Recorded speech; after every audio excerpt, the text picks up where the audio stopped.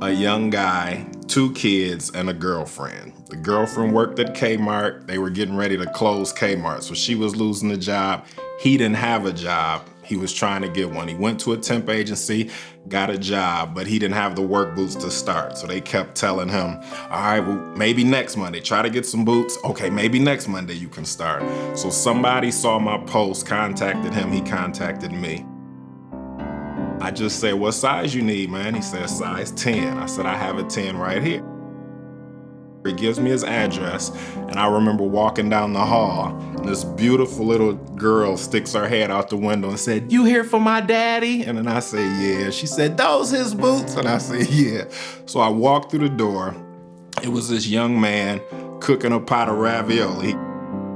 And then he said, so how much do I owe you for these boots? I got $40 in my room. And I said, that's not how this works, bro.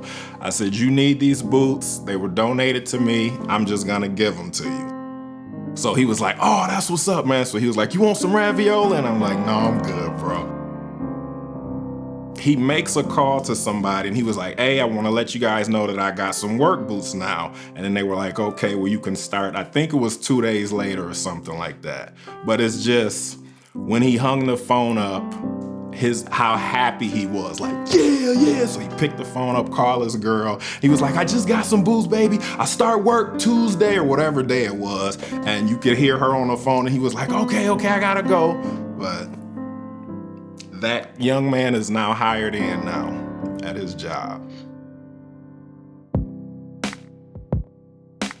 A lot of people at my job, we always get new boots every year. So work boot ministry is known at Woodward, so a lot of people like to help. They don't really understand. It's like they're the heroes in work boot ministry.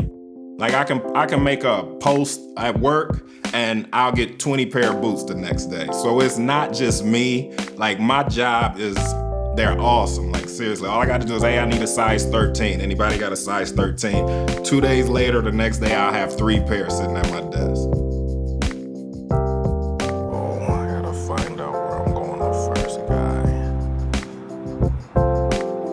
That's him.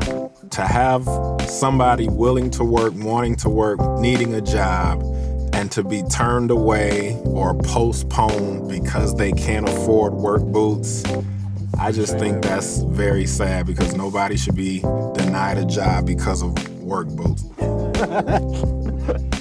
Listen, I'm bringing you work boots for real.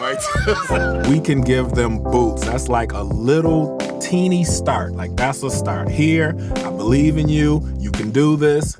Don't worry about paying anybody back. Once you get your job and you want to pay somebody back, you do something good for somebody else.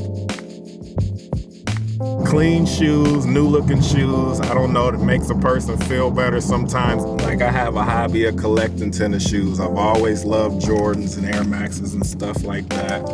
And I don't know, it's like I've switched my hobby into collecting work boots for people in our city.